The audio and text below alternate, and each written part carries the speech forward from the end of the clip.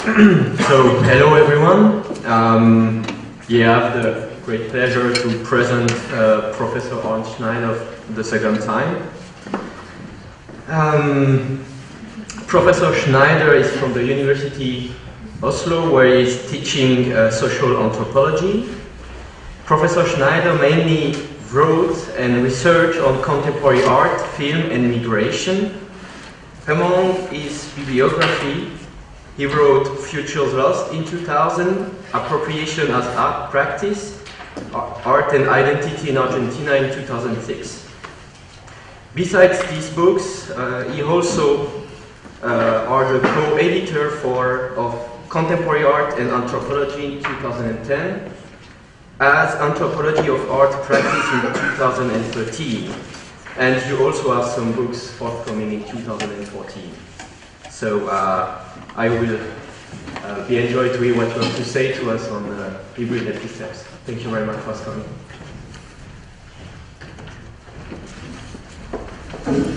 Thank you, and is this live? Yes?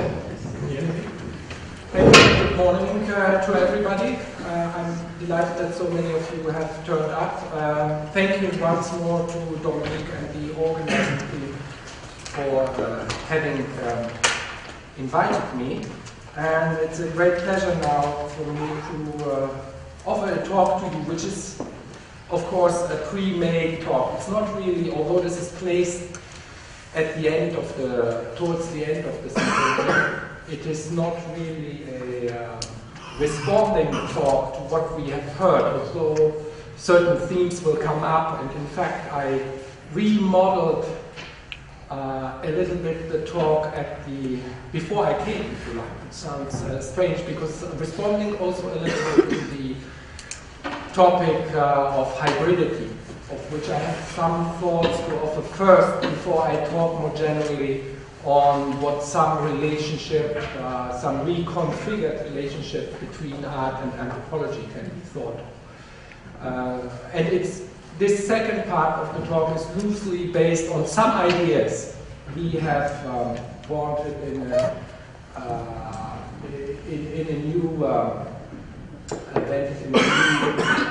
book called Anthropology and Art Practice, and which I've edited, the third in a series of books. Yes, here it is. So you can maybe pass it around. All my remarks. Yeah, they're all the remarks. Which I've co-edited with Chris Wright. We've been collaborating for a long time. We did a big conference in 2003, which you can still find on the web, called Fieldworks, Dialogues Between Art and Anthropology at the Tate Modern. And many of the later initiatives, in a way, come out of that. But before I talk about that, I thought, was tempted, in a way, to play a little bit the devil's advocate once more, to speak very shortly about hybridity. And in a way, we have already said that, I think, during the symposium. I think it is very clear, and I don't have to necessarily speak from an anthropological vantage point, that of course there is no such thing in a fixed sense, and we spoke with Dominique about this. It's a relational term, really, which we can use, of course. We can operationalize it, but there are no cultures which are not hybrid, if you like. Yeah? Cultures are never pure and never were, arguably. They're impure and heterogeneous ab initio from the beginning. We cannot think of any human culture in the historical record which not builds on some previous culture or doesn't borrow from a contemporaneous culture, contemporaneous to it. That is. Okay, you are welcome to contradict me in the discussion if you know of any such phenomena. There might be cultures for a short or longer period which go into a phase of self-introspection or isolation, but that doesn't mean that they are not hybrid in some sense also. And if you want to read on this, there's some interesting theoreticians like Jonathan Friedman, who contributed to a book debating cultural hybridity. Some others, like the French anthropologist Jean Ansel, then came up But again, there's a contradiction in the terms, and he acknowledges that. Perhaps we can think of originary syncretism, but you see again the contradiction in there, and that's acknowledged by Johnny Bromson. That's why he comes up with this unstable term. On the one hand, it's the idea, one side of origins, on the other side, hybridity, syncretism. So the two, in a way, go together. Yeah? And this is just what I wanted to say, one thing about hybridity very briefly. And then, and this is directly responding to the conference theme, I want to, in a way, deconstruct it, unsettle it even more with one particular view, not necessarily a master view of how to explain the world or how anthropologists see the world, but just one way to make us aware as Westerners, or at least people who also move and work through a Western idiom, that there are different views in the world, who completely conceive of the world and cultural differences in another manner, in a way that hints to alterity. And this is something called perspectivism, which a Brazilian anthropologist has put forward, extending on his long fieldwork amongst indigenous people of the lowlands of South America. So everything what is not Andes in the wider sense that Amazon is stretching from countries, as you know, bordering the Amazon, not only Brazil. Eduardo Ribeiro de Castro. If you want to look this up, it's quite a complex argument. You can Google his name and perspectivism together, and they will be hinted to certain journals, like the Journal of the Royal Anthropological Institute, another one called How, Common Knowledge is another journal, but you might find also extracts of this on the internet.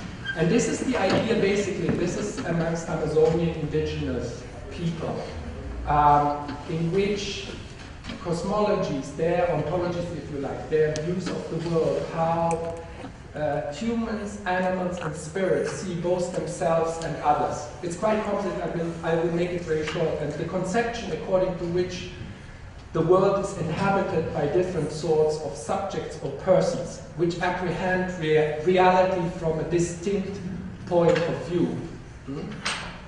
And of course, for Amazonian indigenous people, this doesn't include just persons like we know them, but it includes animals, for example. It can include spirits, it can include the ancestors, and so forth. But that has very important, this kind of view, sometimes in the literature, it's also called animism. Yeah? There's a famous French scholar also who writes on this, Philippe Descola. This work has just been translated into English. There's lots of his work in English, but this latest work, which is called Pas de la Nature or something like this, Beyond Nature, is now also available in English. It's a very similar view than Ribeiro de Castro's. And this has important implications for us. I think most of the people here in the room sort of roughly share the idea, me included, when I'm in everyday relations with people and think about the world, that we have a kind of liberalist, perhaps. I don't want to include everybody, I'll just be sort of inclusive and appropriate, if you like. But there's a kind of idea of cultural relativism. What does this mean? That we think that there's a physical and mental unity of mankind, of all the people on the planet, but there is cultural variation. Okay? So we are all the same, but we're culturally different. And this is called cultural relativism, and it leads also to ideas of multiculturalism in the West and in these kinds of, you might call them ideologies. The idea we have one human nature and different human cultures. Now, according to Ribeiro de Castro, this is diametrically opposed about how people in the Amazon see themselves and see the world and see nature and culture and other beings. For them, there is rather multinaturalism. There is one human culture, if you like, of all beings, be they human, animal, spirit, but they have different natures. They have different clothes. The body is just a kind of close hiding this nature which we share, this fundamental culture, if you like, human culture, the anthropomorphized, if you like, which goes across humans to spirits, to animals, and so forth. And I make this very short. And this is the reason why For example, when the Spaniards came to Latin America, the Inquisition did long trials and sometimes, of course, also tortured people or killed them. They wanted to find out if indigenous people, this is reported by Levi Strauss, perhaps the greatest anthropologist of the 20th century, Levi Strauss. He reports that based on the chronicles. The Inquisition wanted to find out if indigenous people had a soul. What the indigenous people did, we have one instance in the Greater Antilles, they drowned the Spaniards to see if they had a body. They never went down that the Spaniards had a soul, because according to this conception, of course, all beings have a soul. They just have different bodies, different clothings.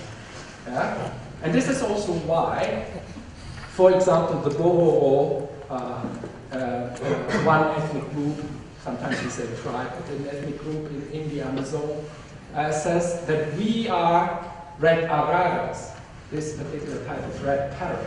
What they mean is not like we are like them or similar, or we wear their feathers and so forth. They say we are red araras. Yeah? And this has been reported in the literature. There was a German traveler in the 19th century, Karl von Menstein, who said that.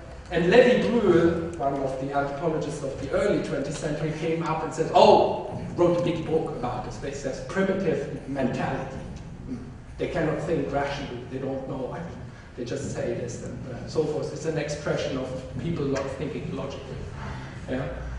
Whereas Liberis de Castris and others would say, no, they know perfectly what they're talking about, because the conception is that these animals are like humans. They are organized in societies like humans.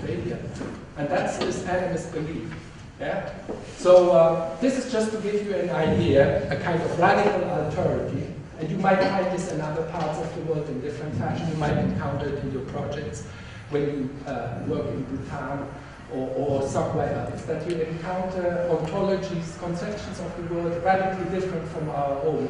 And I don't want to exoticize people. Of course, indigenous people now and for a while, for 500 years, have been in contact with many other worldviews imposed on them voluntarily, involuntarily, and in contact, so they engage different ontologies at the time. But just to make you aware, there's not just hybridity and multiculturalism and so forth. There exist conceptions of the world which are completely different, and we have to deal with them through our artworks, through our writings, through our encounters with others. Okay, so that's the first part. That has nothing so much to do with the book. But it's a kind of response which I felt I had perhaps to make, and it's also an encouraging response to the topic symposium and to the really what we have to think of as the relationality and in the Western sense, contingent sense of hybridity as one of our terms. Okay, so now it's a little break. Yeah, take that with you, what I just said. Maybe ask me some questions then in the break afterwards. And now I have to say something more about the traffic, if you like, between art and anthropology. And what I want to begin with is really a short, very brief historical observation.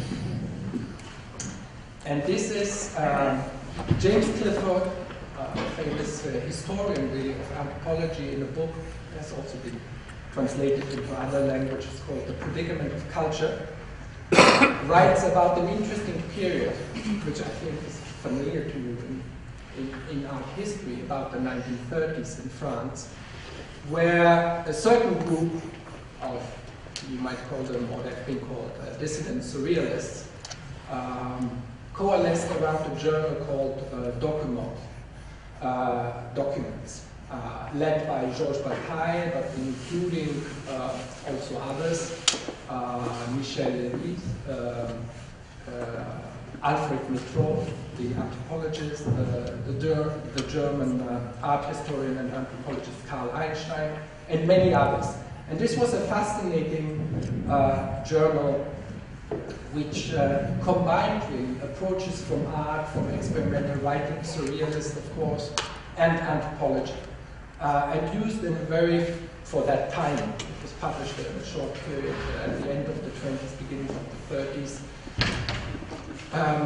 used, of course, forms of montage, of collage, and so forth. And for the first time, we have in an experimental way a crossover, a boundary crossing between the two disciplines. And what Clifford is saying about this period, that French ethnography, anthropology, was on, as I have italicized, on speaking terms with the avant-garde during this period. Yeah? So there was really a communication, there was an interest by artists in anthropological topics. Of course, this had been going on for a while through the idiom of what is known as primitivism, the appropriation, of course, by artists of the arts of Africa, Oceania, and Latin America, famously by Picasso and by the Cubists. There has been an argument, of course, put forward that Cubism itself is inspired, this particular view to see perspective from this multi-perspective painting, if you like, that has been directly inspired by African sculpture, for example. And I will not go into that, I'm not an art historian. So this, as it were, there was a ferment already 30 years later, to do such a thing, yeah? Like this document journal. What I want to retrieve from there, and if you want to look this up, there's a fascinating catalog. There's many references, but a very nice catalog produced by the Hayward Gallery in 2006 about the document journal and an exhibition, and that was edited by Dawn Aids. And there's a lot of literature, so that's well known and lots of stuff on the internet. What interests me is this particular term which Clifford uses, which is speaking term. And I don't think one can use it in a kind of totalitarian, absolute sense. It has to be negotiated in each situation. And of course, he used it for historically very specific, for a historically contingent situation. But I take liberties, if you like, I take liberties with this term and think it's still useful to think with heuristically as a tool in the sciences to find out, to do something, to get to some kind of cognition, to some kind of, in quotation marks, knowledge, to some kind of new ideas. I think it's very useful still to use it in the present and to see what happens in the traffic, if you like, between artists and anthropologists. Arguably, we have now, in certain quarters at least, of the art worlds and of anthropology, a climate of a certain convergence. And this has to do with, on the one hand, the ethnographic turn, as it has been called in the arts. Famously, as you know, the American art historian, art theorist Hal Foster wrote an article in 1995, The Artist as Ethnographer, where he was also very critical of projects by artists which in a way emulated, doubled, camouflaged as, staged themselves as anthropologists, used anthropological methods such as fieldwork being the long-term immersion into another culture. That's still the hallmark, still seen today of anthropological research. When you go out into the field has become now a little bit more loose, but in the past it used to be a very concrete, geographically circumscribed situation, often tribal. In colonial times, you stay there put for a year, at least 1.5 years, learn the language, and then write a book in most cases, the so-called monograph, monographic treatment of a culture, of this particular culture. Yeah? So that's anthropological field work. Yeah? Now, many artists have toyed, or in other cases also seriously engaged with, the idea of field work. Yeah? If you think of Lothar Baumgarten, for example, yeah, a very serious, long-term engagement with the young mama of Venezuela, Other artists perhaps have engaged with the idea of the museum, have critiqued, which is another important correlate, if you like, of anthropological fieldwork, because collections, things are taken from the other, put in our museums and showcases, dissociated from their original owners. And artists have very early on critiqued this, not only anthropology museums, but the museum in general. And you're familiar perhaps from the 1960s onwards with so-called artist museums. There are precedents in ready-mades and early surrealism and so forth, but it becomes more systematic with people like Marcel Burkhardt and Tanzli, of course. The idea of the museum, the making visible of this process, which seems to be in some ways very Western, the idea of putting things in the museum. Not that other cultures don't have museums, but they apply different criteria. So, and Hal Foster was critical of some of these artists and said there's, on the one hand, an anthropological artist envy, maybe why is there this traffic between the two disciplines? There might be also an anthropology envy by artists, or a kind of just for furthering their career, or in this climate of multiculturalism, of using these particular ethnographic idioms. This got quite a sharp rejoinder. You can look this up on the internet. The artist René Green was not so happy with Hal Foster's critique. She insisted that her projects had nothing to do with exoticism or just working for the art world. And actually the article, although it's mentioned mostly in relation to Foster's book, The Return of the Real, it was published originally in an anthology of two anthropologists, Frederick Myers and George Marcus, which is precisely called The Traffic in Culture. Now from the, so that's from the artistic side. From the anthropological side, there has been also a critique of our own practices of representation and doing fieldwork. And that's connected to, again, a movement in the United States called Writing Culture, connected to a book which, whom I mentioned already, James Clifford and George Marcus edited.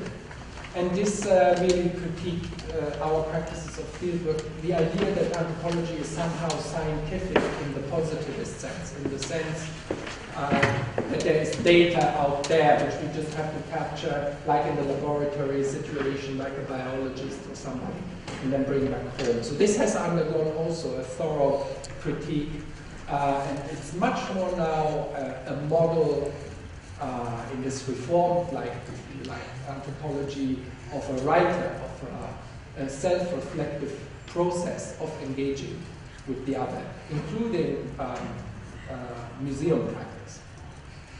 And that has really led to a renewed emphasis on practice, of course. Now, I've been involved with a number of projects which cross anthropology and art, and I've edited, as kindly introduced, a number of books on this, contemporary art and anthropology, between art and anthropology. The cover work here, by the way, by Nikolaus Lang, an artist linked to that period of the late 60s, early 70s, and through to the 80s, linked to a movement in German called Spurensicherungsbewegung, tracking evidence. They sometimes used archaeological methods, worked like anthropologists. He had long stays in Australia, and this work is an outcome of that. It's called Color Field, where he uses samples of ochre, which he found in southern Australia, in the catalogue book itself by Nikolaus Lang. We just use this here for the cover image. He also engaged with histories of repression by the white settlers of Aboriginal communities. The next book then was Between Art and Anthropology, Ethnographic Practice. Here the cover work is by Antonio Ole, one of the foremost contemporary Angolan artists, and this is a world I think called Color Township Wall, and he used this here. The book usually the books include a mixture of artistic contribution, of anthropology, of collaborative projects. We then have just now published, and you have the flyer there, a new book, Anthropology and Art Practice, which includes a number of younger contemporary practitioners. The practitioners, in the other books, there are also contemporary practitioners, but some of them are more established artists, like Susie Miller or the art writer Lucy Lepard took part in one of the books. Michael McCarthy wrote a note on the book. George Marcus contributed. And now I'm working on a new book. It's coming out in the late spring, early summer, and that's called Experimental Film and Anthropology. So I'm also interested in moving image. I don't know how are we doing for time? I'm just sort of going on. We've got now about 15 minutes for discussion, so if you maybe could close and then we go into this. Already close? You asked me to tell you after 30 minutes, so you have 30 minutes now. I still have 30 minutes. You asked me to tell you yeah. We've done with 30 minutes, and that's the case now. I have used 30 minutes. Ja, genau. So I can use another quarter of an hour or something like this? Yeah? Yes. Nein, wir müssen 11 Pause machen. Okay, another 10 minutes? Wir haben jetzt noch 15 Minuten. Okay. Jetzt bleibt Okay, es an so I'll be rather brief. Diskussion, wie du das gestalten willst. Then I just give you an idea from this is if I may say, it would be nice to have a discussion, maybe so if you take another not more than 5 minutes, and then we have a 10-minute discussion. Okay. I told you you should take 2 hours. You said no. And I was afraid I could talk too much. Okay. This we jump. I just want to mention a few which are in the books and in the last 2 books at least, certain areas where anthropology and contemporary arts in a way encounter each other. One pertains perhaps a little bit more to anthropology itself. That's the first one. Iconophobia, the fear of images, and chromophobia, the fear of color. And this has to do with, it's more directed. Here, of course, as we say in German, bring ich Eulen nach Athen, I'm carrying oats to Athens. I'm talking to an audience for whom this is perhaps not an issue, but for anthropologists the first one is an issue. For many of my colleagues have in fact the fear of images and of color. And that our books are usually grey, it's black print on white, or even if it's on Kindle, it's black or on grey or white background, and there are illustrations to it, which are really just that, illustrations at best, images, still images, which illustrate the text. Yeah? So images are not giving themselves a kind of explanatory value. In the main, I'm speaking for hardcore anthropology. And the same goes for color. Although the argument, and iconophobia, this argument has been brought forward by an interesting visual anthropologist. So there's a branch of anthropology called visual anthropology. The work with film, with living image, but also with still. And some of these people are now branching out to the arts, like Lucien Taylor, who heads the sensory ethnography lab at Harvard University, which is between the anthropology department, the Carpenter Arts Center, and the film school. So that's a very interesting setup. Yeah? And he spoke about this iconophobia of his other colleagues in mainstream anthropology. And chromophobia is mentioned by a British painter in a book with the same title, David Batchelor, and he speaks both of mainstream culture, also of the artwork, and its obsession in some quarters with the white cube, of a fear of color. I think that is perhaps more multifarious. One cannot generally speak of this, but for anthropologists it's certainly an issue. Then very briefly, where there's an interesting overlap now to be seen in this climate of convergence is with what has been a new interest in anthropology in the senses, all the senses, haptic, the sense of smell, auditory smell, senses beyond vision. The third one is a broad area of dialogical and also relational art practices and ethics. And there's an overlap as well with anthropology, because we, in quotation marks, anthropologists, you, the art world, art theoreticians, have Nicolas Gorio, but we have an interesting anthropologist head, he's already passed away, Alfred Gell, who in a book called An Anthropological Theory of Art puts forward a relational model of art. So it's not the object itself anymore which is of interest, but really in relations to person. And you can also think of Bruno Latour, who is sort of sociologist, anthropologist, in this sense, actor network theory. Yeah, I'm throwing all these things at you. Some of these are perhaps floating around already in the discussion. So there are overlaps as well. Very briefly, the anthropology of the senses. I once invited, I still have a few minutes, an artist to Oslo in a workshop we had at the Museum of Cultural History called Art, Anthropology, Translation and Difference, I think it was called. And I invited this Norwegian Icelandic artist based in Berlin, Sissel Tolas, and had her talk about her project. She works with smell. Maybe some of you are familiar with her work. Anybody knows Sissel Tolas? Yeah. She's a trained chemist as well as being an artist. She has developed a method where you can capture odors or smells, and she distills them, yeah, and then here incorporates them into emulsions of white paint. And the one project called The Smell of Fear, she took from 15 male subjects, anonymous, known to her but anonymous to the later audiences, the smell, the perspiration under the armpits in a moment of fear. Distilled that with her methods. I cannot describe it in another way. I'm not a chemist, I don't know the precise formula.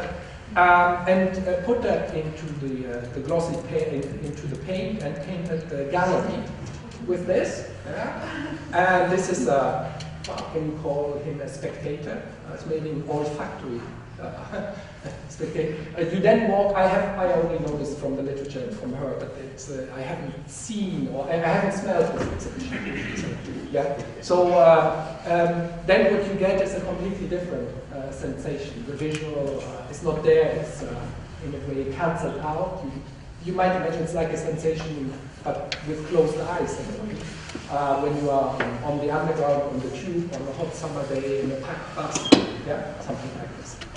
So that's a very interesting thing, and I tried to bring it together at this workshop with one of our then PhD students, but now finished, Christian Sörhaupt, who did work with the indigenous people, the Varao of the Orinoco Delta of Venezuela. And apart from still practicing traditional forms of subsistence and livelihood, fishing and so forth in the Delta, they are now also forced to collect garbage in the big garbage dumps of the cities nearby. Pictures we've all seen the world over. It's one of the stereotypical pictures, and another one is people killing each other or something like this in situations of war, civil war. Another typical projection of outside Europe, not only outside, also of Naples and some of our own towns, are garbage dumps and people collecting from there. But we are somehow immune against these images. And I had the idea, he spoke very drastically and informed also by this anthropology of the senses about the sensations he at least had, and also the people he worked with, that are all working in this garbage dump. And one thing, future project, just as a thought experiment, we discussed at the workshop was to bring the two together. You would get a completely different exhibition. That doesn't do away with difference, of course. I'm aware of that. It might just translate it into another region. You will not get rid of it. So this, I think, I have given you some examples. Others are with a number of contemporary practitioners. Are in the new book, for example, which I put some flyers around, self-publishing, self-promotion, which I hope. So I've given you some idea of how anthropology and the arts can cross, and also have crossed, I think, in interesting presentations in this symposium. Interesting. Thank you very much. Thank you very much.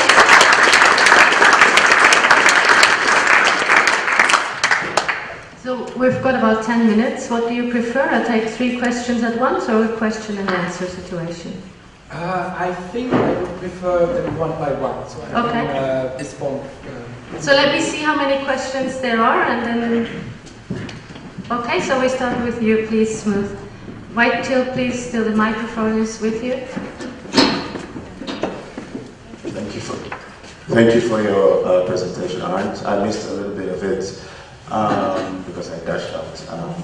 But I think it's very, very fascinating. And one of the things that came out of the presentation for me is what I mean potentially call the ethics of field practice. Remember our conversation about the proximity of say the artist to a culture, or the anthropologist to a culture, and I mean, citing James Clifford, you talked about the French ethnographic system, which is in the model of Marcel Griot. This idea that you come from elsewhere and get into a culture, you're able to understand the culture because you've embedded yourself in that culture for a while.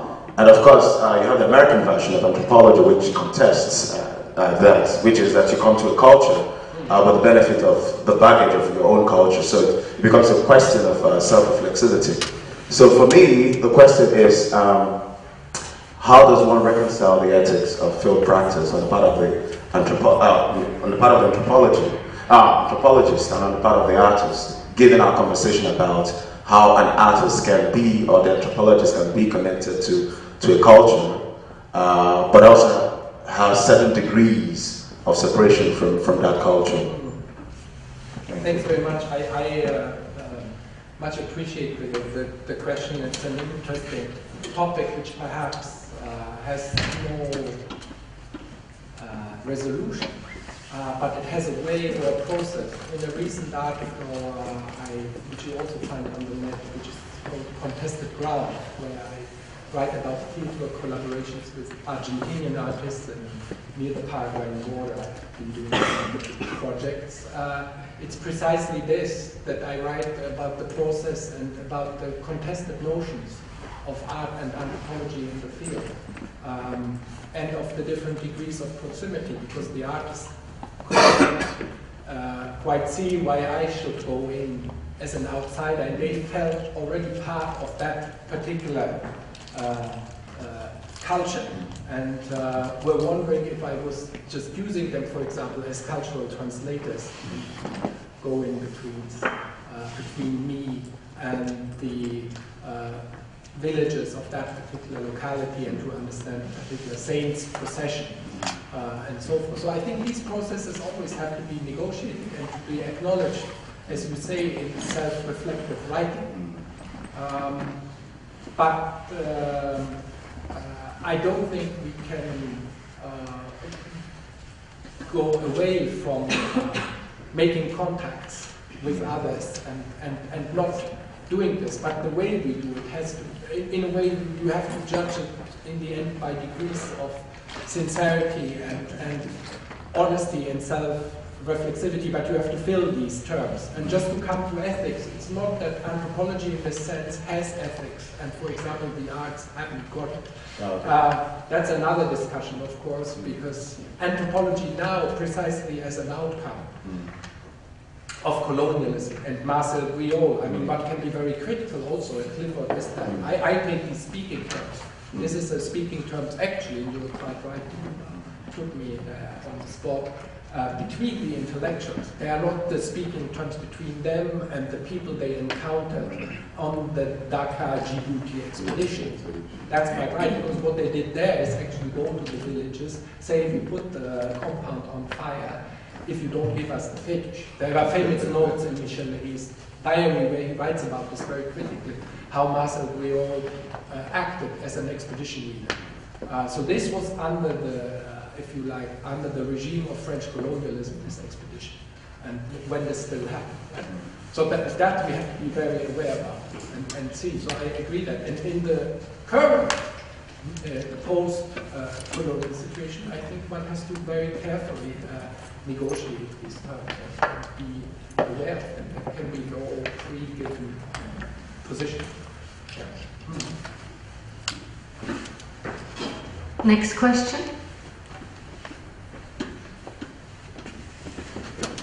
Okay, yes, please. Colin is deciding differently. Okay, you first. Thank you. Yeah, maybe I would also like to kind of pick up there in another way, in the sense that maybe this last project of this artist with these smell experiments goes in this direction, but do you have examples of this kind of experimental collaboration between artists and anthropologists, or artists that don't necessarily go, you know, like from Europe to South America or something like that, like things that are done like close by, like I don't know, even in Europe, like projects like this in Europe. Oh yes, there are many of them. Now I would have to look into my own book to tell, but for example, the photographer Anthony Lovera, he's also mentioned as one of the, they don't mention all of them in this little publicity blur.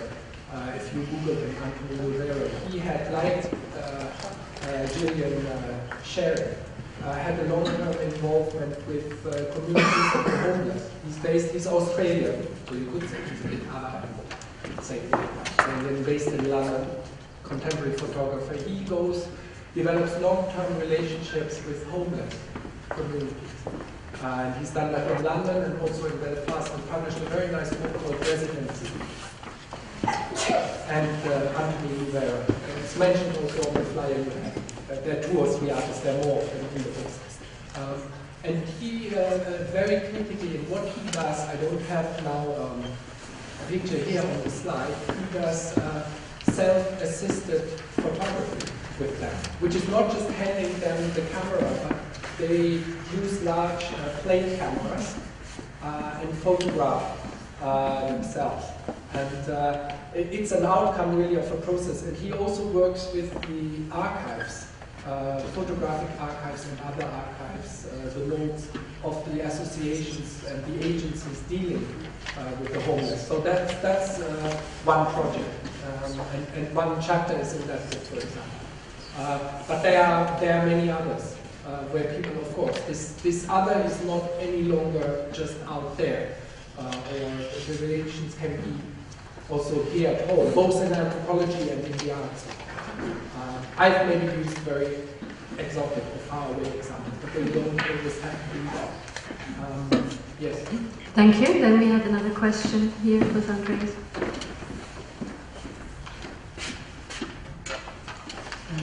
How would you define the knowledge that's generated by artists, or maybe the differences between the knowledge generated by artists or by anthropologists? Well, I personally actually don't want to make that distinction so far. This is, of course, the research councils and the universities and the institutions which make such difference. That's why we are here. That's why this is called, and historically has evolved, like in other countries the world over. It's an arts university now, but an art school originally, and that's why there is also a university or 2 in this town, and this setup is not even very specific. You find it replicated in many other European cities. But I think this is obstructing more than it is helpful as such, and is the outcome of a specific history of how the arts and sciences and the social and hermeneutic sciences are somewhat in between have developed. But I think it's much more interesting to be aware of course, historically. I'm not saying we can just forget about these categories, but it's much more interesting to develop collaborations and see where there are common topics. And bring issues such as creativity, which are not exclusive to the arts, but also systematic methodology, which are not exclusive to the sciences, both the natural and the social and humanistic sciences. Bring them together in common projects, in common endeavors. So I would leave this question open. Yeah? I could, of course, now give a standard answer. Say the ones they do books and they're systematic and they have a hypothesis and a fieldwork and an outcome, and the others are just processual and subjective. I don't think it's very helpful to talk in this way. So there's room for one last question, and then all the other questions with coffee and cake will be then in the lobby. Hello. I wondered what you thought of the tool of fiction. A lot of artists are... Excuse me, can you say that, please? Sorry, my name is Katia. Hello. I wondered what you thought of fiction, if you wanted to talk about fiction, as a lot of artists who are interested in anthropological parameters are actually using fiction to approach those parameters and therefore avoid a lot of potential post-colonial traps. And I wondered how that worked from the anthropological field. Well, Marcus and Clifford, in the introduction to this book I mentioned, Writing Culture, see the anthropological enterprise, at least in terms of representation, as being very close to fiction and to fictional writing. Not in the sense that it's completely invented. This, by the way, only applies, of course, only to a part of literature also. But in the sense that the strategies of making and fabricating these texts is, in that sense, fictional. Yeah, it always involves a translation, it always involves a subjective voice. And this has been very nicely shown at the point when posthumously, after his death, the diaries of Malinowski, one of the most famous anthropologists, Bronislaw Malinowski, were finally published and held against or compared with his famous monographs, such as the Argonauts of the Western Pacific, and Coral Gardens and Their Magic, and so forth. So his famous books, yeah, where he gave a very precise scientific account. And he was one of the advocates of this almost laboratory science of fieldwork anthropology, were compared with his subjective record of his fieldwork experience. Yeah? And the contemporary anthropological writing, after this writing culture critique, brings in much more this subjective voice and uses much more devices which are also used to greater or lesser effect and with greater or lesser skill, which are also used in literature. Yeah? So again, there is a kind of blurred border between the two, by which I don't mean that anthropologists have to become writers. Some of them are, but also you have to do it well. Yeah, you have to know how to do it. But the same applies to the arts, of course. I'm not saying anthropologists are artists now, or that they want to become, maybe some of them want to become artists. There comes also, of course, a training and skill. And the same goes for writing. But I think the borders are, again, a bit blurred. So one cannot attribute to the one documentary mode and to the other one the fictional mode. That would be too easy. The same goes for the time-based media, by the way, of anthropology, filmmaking, and other filmmaking, or if you think of documentary and fiction. So this will be a good starting point for further discussions during break time. Thank you again very much.